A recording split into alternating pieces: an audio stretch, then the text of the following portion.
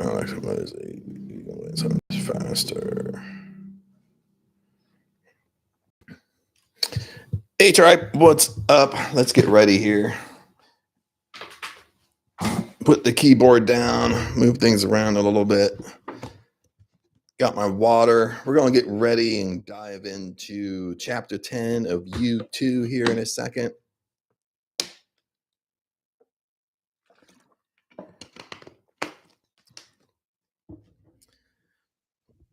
And I didn't go live the last couple days. It's kind of been busy here in Thailand. We had Aang's sister. She came down. I believe she came. What day what day is today? Today's Friday morning in Thailand time. So it's in the evening. It's 8 a.m. here, so it's 9 p.m. So it's Thursday night in the United States, 9 p.m. East Coast time.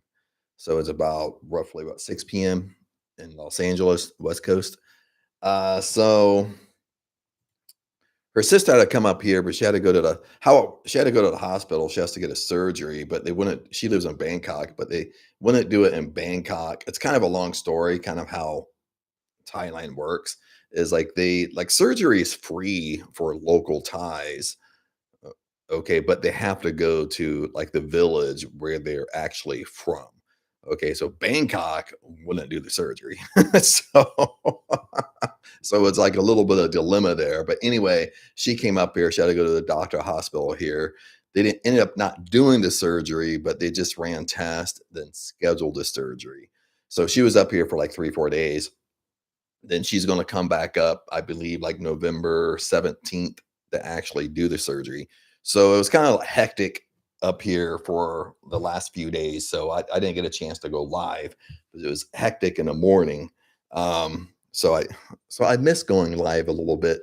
Once you get in a routine of going live, you you you know what I mean? It kind of once I miss 2, 3 days, it's so easy for me to miss a fourth day and a fifth day. Let's put it that way. But anyway, let's jump into the book. Enough of me rattling on and on and on. And we are in chapter 10. Chapter 10 is on rely on unseen forces. Now, remember with YOU², just jumping into this, these are not like separate chapters. He's really kind of moving one from one thought, then he's building on each one. So each chapter builds on the last. And sometimes in the chapters are really short. It's only one page or one full page. So sometimes he just abruptly ends the chapter because it's continuing on. The thought is continuing on to the next. Just bear in mind of that. Where's my glasses? Let's put these bad boys on. Then we can really get rocking and rolling. And we'll see how my reading is because lately I've been reading a lot of Neville Goddard. I read a lot of old school stuff. So then when I come back and read things that kind of how we write today, I struggle with it. But with the only thing with YOU², it's really kind of written more academically, almost like he's writing a thesis paper because he has his PhD. So he doesn't, what I mean, he kind of has that style of writing as well. So let's get the microphone, let's get going, baby. Let's get going. Okay, rely on unseen forces. What are we talking about here? Now, remember the last chapter we did was focus on ends. Now, this is kind of along the lines of Neville Goddard's Living the End, like focus on your end result. Okay, focus on your end result. You basically be, do, have. You act as if, baby. Now, he didn't explain it so much like that, but that's kind of what he meant. So now it's blending into rely on unseen forces. In the quote here, let's start off with a quote he has. Just as real, though out of sight, are invisible resources ready to make a profound difference in what you can achieve. Improving your performance by an order of magnitude, YOU², can sound unrealistic if you think of it as something you have to do all by yourself. Okay. And it's kind of amazing he kind of said this. He's saying this almost the same thing along the lines in every single chapter is because it's a hard concept to kind of get because especially once we go to the school system, we're basically taught our logical side of our mind. Our conscious mind is very, very logical. And we think that, for us to improve and move forward, we improve and move forward with incremental steps. Okay, you got to do step one, you got to do step two, you got to do step three, you got to do step four. Like you can't just jump from step one to step five. That's really unrealistic kind of on our mind frame. That kind of brings up a funny story I had. One time I did a video kind of about this because remember, your subconscious mind is very, very illogical. Your subconscious mind gives you what you give it. Okay, bottom line. It doesn't think by logic. It thinks very, very illogical. Now, remember, I did a video about this, kind of about this concept, what Price Pritchett is talking about. And I had a person comment and it was like, he's given an example of going to college. You know what I mean? Like, you want to be an attorney, so you have to go get your bachelor's degree, and after you get your bachelor's degree, you got to go to law school. Then after you go to law school, then you can sit for the state bar and so forth and so forth. So he's given this example trying to disprove what I'm saying. Like there's no logical sequence, but he's using college, of course, college of that. But he didn't really know that I used to work on law, motherfucker. so so technically, like if you live in LA, you don't have to go to law school. I don't know if you know this. If you work for a law firm, and I think this is still true, if you work for a law firm and you work for a law firm for 5 years, and you got proof you work for a law firm for 5 years, you can sit for the state bar. You don't have to go to law school. Did you know that? You know what I mean? Now I don't know if it's in every state or something like that, but again, I'm kind of getting off topic and stuff like that. But the whole point is you got to believe that you², this whole concept of this book is there is no logical sequence. You can double your life, triple your life, quadruple your life. You can move from step one to step five, bottom line. But look at it this way: it's what you believe to be true for you, bottom line.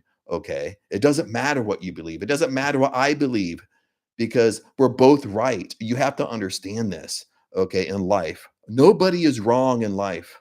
Nobody is wrong. Let me explain this really quick is that what I believe to be true for me has to be proven to me in my 3D world. And what you believe to be true for you has to be proven to you as well. Okay. So, in a conscious level, when we talk about consciousness, everybody is right. Nobody is wrong because whatever you believe to be true for you is shown to you. Okay. But other than that, let's move on. So I'll start over because I only read one sentence. So let's go. Improving your performance by an order of magnitude, you² can sound unrealistic if you think of it as something you have to do all by yourself, but you don't.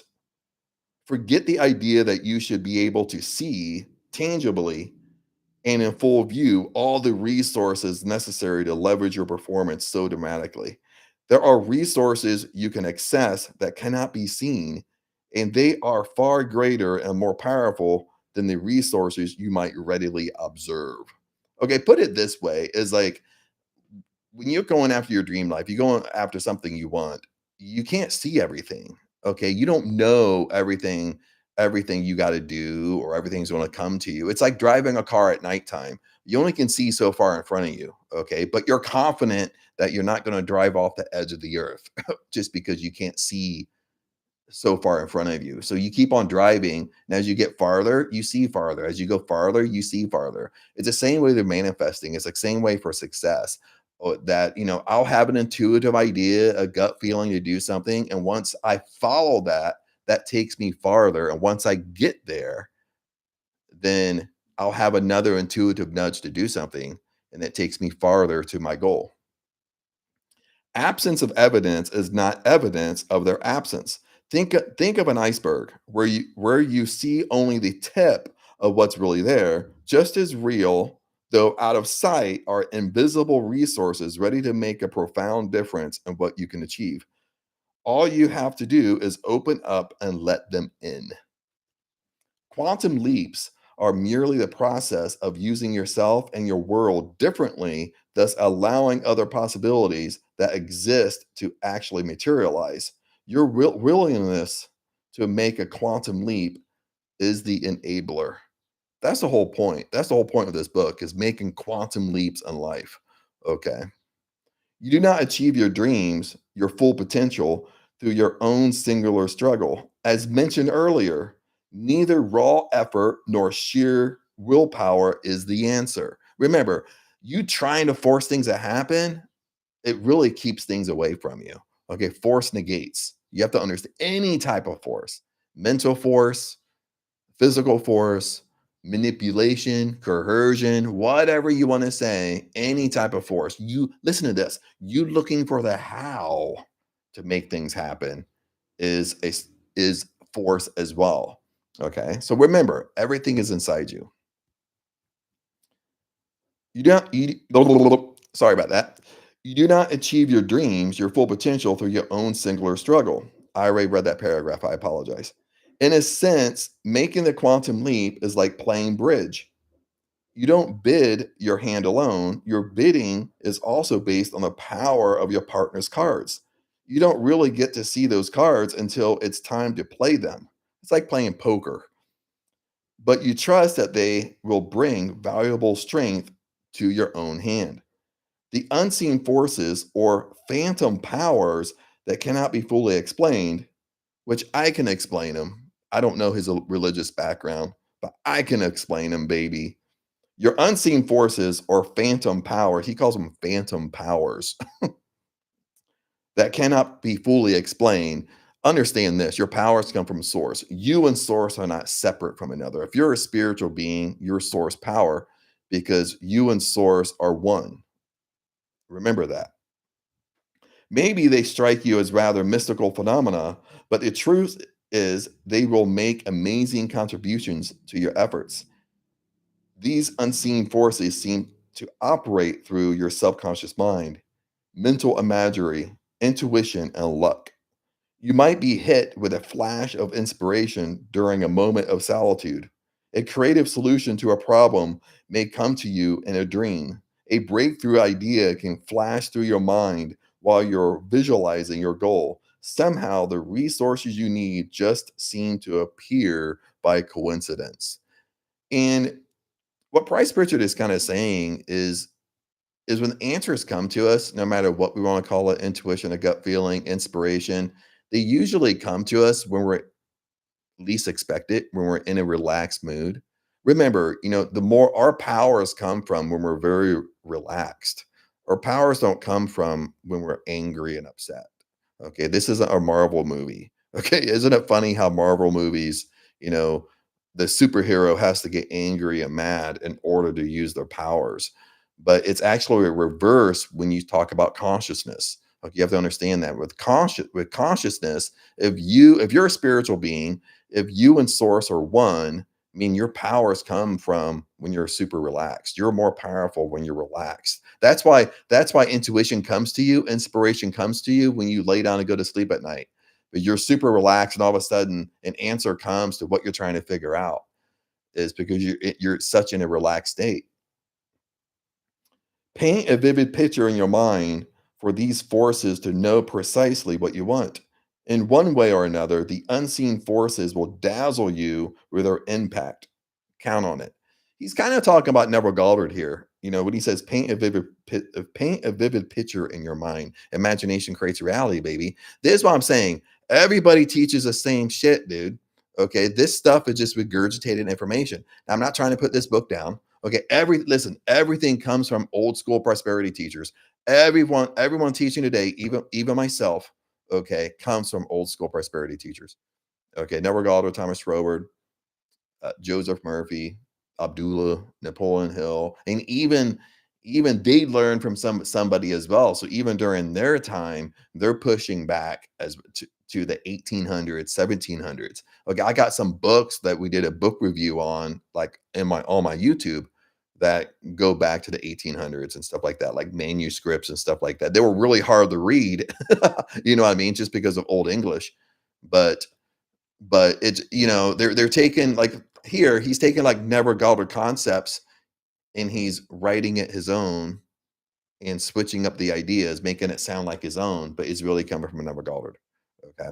That's kind of why, not to get off on a tangent. That's kind of why I love Bob Proctor. So I think Bob Proctor was the only one that basically would say, you go to his seminars, you listen to his lectures and stuff like that.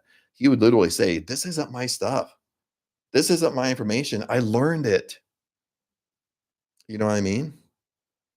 So paint a vivid picture is imagination creates reality. You what Listen to this. This is great news. Is whatever you can see in your imagination has to come to you, has to happen. Whatever you see in your imagination, okay, that's your 4D world. Okay, and once you accept it as true, remember what's the law of assumption by Neville Goddard? Whatever you assume to be true for you has to come into your world. That's the law of assumption. Whatever you assume to be true. Okay. So if you want to start a new assumption, if you want your dream house, okay, you practice this over and over and over and over and over until you assume it to be true for you. Once you assume it to be true for you, it has to come into your world, baby. Quantum leaps come easy when you plug into this remarkable power source. You don't have to understand it totally in order to use it, just as you don't have to comprehend the intricate physics of energy to flip a lamp switch and flood the room with light.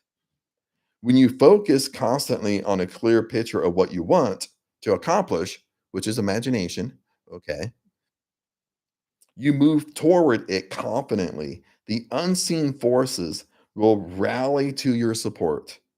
These unknowns, these invisible resources, are the most powerful factors available to assist you in making the quantum leap U squared.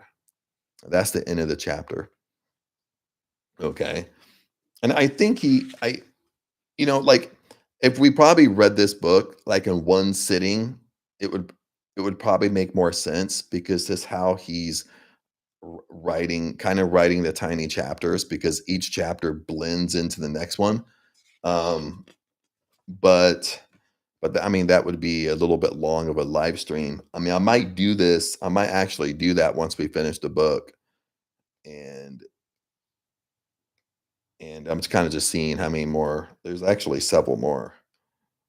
So, but the next one is choose a different set of risk. So, what else here? Do I want to say something before we end the live? Yeah. So, I mean, the biggest thing is he's really going on a concept of imagination, never altered, imagination creates reality, live in the in, act as if, okay, basically the state of being. If you want to know how to speed this stuff up, and sometimes when you read these books, I mean, sometimes they're helpful, sometimes it makes things more confusing, but it's really the state of being, my friends. It's who you're being in every moment of your life. Look at it this way. Okay. Are you being the most successful version of you, or are you being the old version? You being that old version, meaning you're not getting what you want. You're not living your dream life. So, like when I carry myself throughout my day, am I being the most successful version of me in all aspects? When I go shopping, I go grocery shopping. Am I walking around the store being the most successful version of me? Or am I walking around the store worried about spending money? Okay, if I'm walking around the store worried about spending money, well, I'm not being that most successful version of me. So it's all the state of being. It's who you're being in every single moment throughout your day. Okay, that's Neville Goddard's living in the end. It's whatever you want to achieve, you have it right now. So act like it. That's more of a simple way to put it. And stop doing things in your 3D world throughout your day. Stop doing things that contradict that most successful version of you, that successful state. Because lots of times what's happening, I'll put this book down.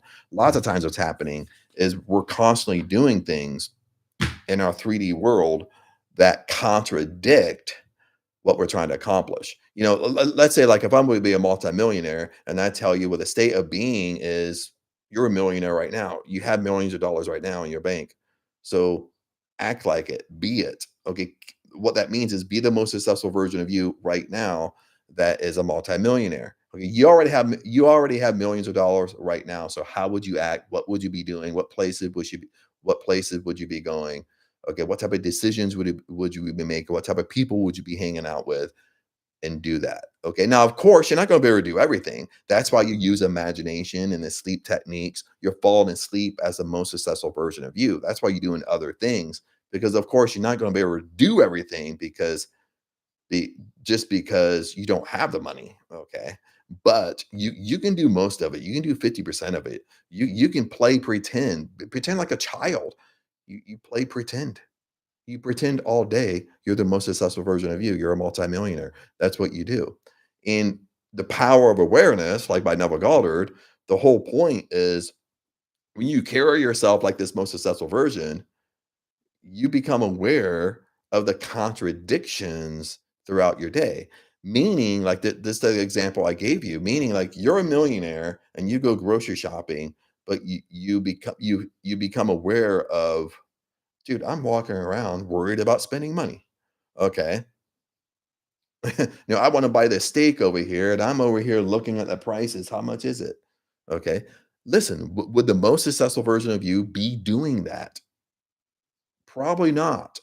So that's what I mean by contradicting. We're constantly doing things that contradict this state that we really want. So that's the just awareness. Once you become aware of it, you can fix it. You just flop it. Okay. That's why.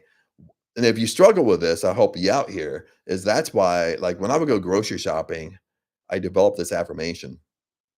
And because this affirmation was true, that's why I developed this affirmation while I was grocery shopping. When I would walk around the grocery store, okay, Ang will be shopping. I'll be walking around by myself. As I'm walking about around by myself, I'm saying it to myself. I'm not saying it out loud, but people think I'm crazy. But as I'm walking around the grocery store, I'm saying, "Dude, I can buy anything I want in here. Every time I spend money, money comes back to me double."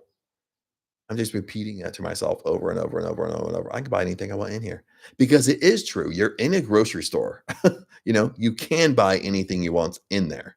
Okay. Now you're not going to buy the whole store. I don't mean you go in there and you spend $1,000. Okay. But the affirmation is true. So there's no contradiction. Listen, you can buy everything you want in there. Even if you bought something one at a time, you can buy, and nothing in a grocery store is too expensive for you. That's what I mean. So the affirmation is true. So there's no like internal fighting back and forth. Like that is not true. You can't buy anything you want in here. It's true. Okay. So every time I would go to the store, every time I go to the grocery store, I would walk around and say that. I can buy anything I want in here. Every time I spend money, money comes back to me double. Okay. If I let someone borrow money and they don't pay me back, I'm repaid by 7 times. And I've had some really weird experiences happen with this. I mean, one time I've told this story before. One time, Aang and I, this was down in Hua Hin, Thailand. They were having this luxury car show, and I wanted to go to it. So Aang and I went to this luxury car show, and they had like Lamborghinis there, McLarens, Porsches, 911 Porsches, and stuff like that. And so I caught myself just out of habit. I'm walking around looking at these cars and I'm saying to myself, I can buy anything I want in here. I can buy that car. I'm just subconsciously saying this, you know what I mean? And because I was so used to saying it in grocery stores, now I'm looking at probably the minimum car there was probably 200, 250,000. And I'm looking at all these cars and I'm saying, oh, I can buy that. I can buy anything I want. I can buy anything I want in here. Every time I spend money, money comes back to me double. When I'm really looking at expensive stuff. Okay. And my mind didn't, there's no contradiction because I did this stuff for so long. Okay. But I just want to share that with you. The reason why I developed these affirmations for myself, listen, when you develop affirmations, kind of going off on a tangent, but I'm in the mood to talk about it, is is you have to make the affirmation for you.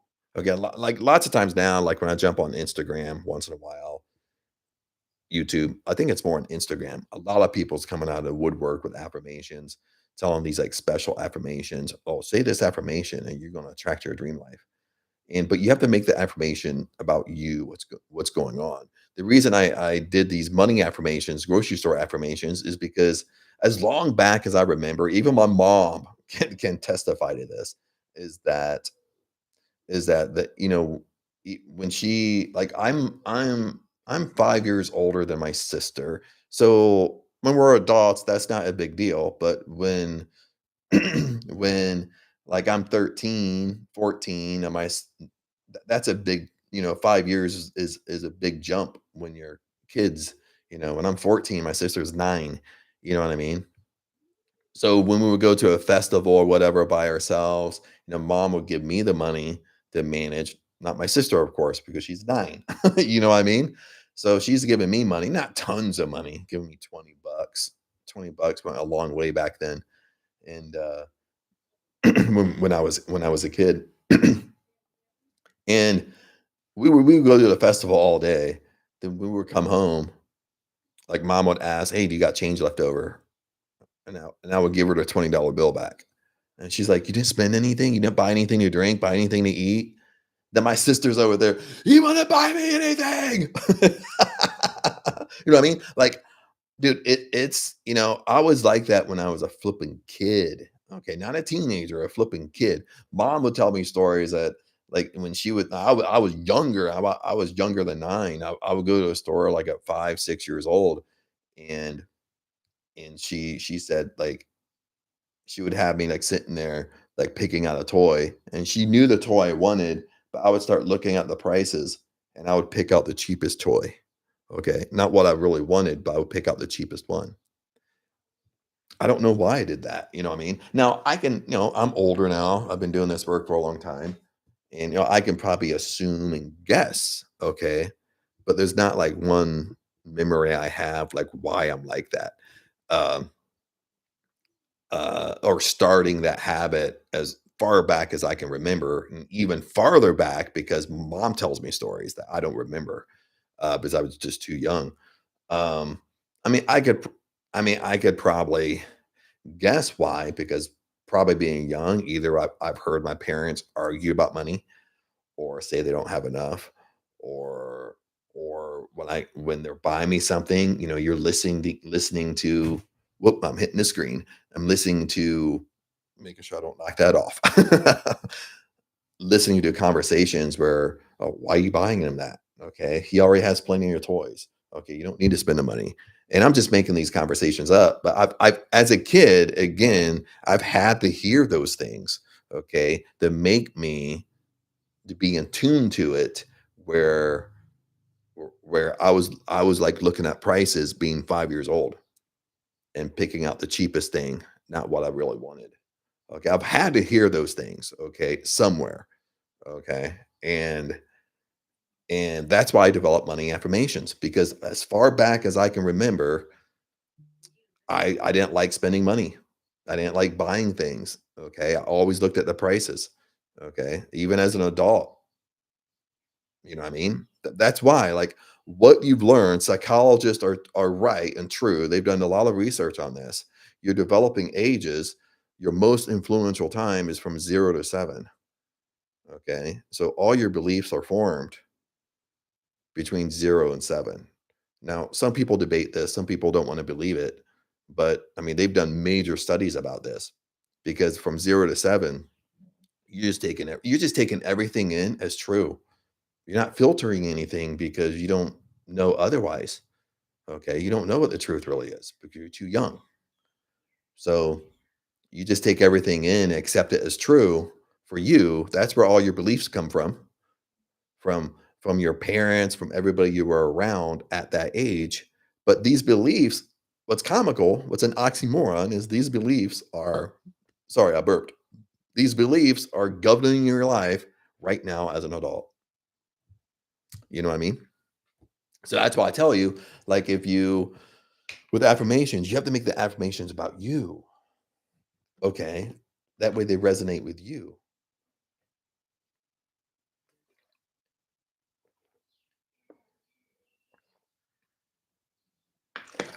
Uh, but anyway, friends, been on here for a half hour, and and remember, I'm really gonna go live every day, and we're trying to get wrapping this up. Uh, so that's the whole goal here. The only thing is, I'm in Thailand. Like I said, is Thailand has an awkward time to compare to the rest of the world. So it's morning time for me, and you're getting ready for bed someplace else. So I know it's not the perfect time, but I can't let it stop me.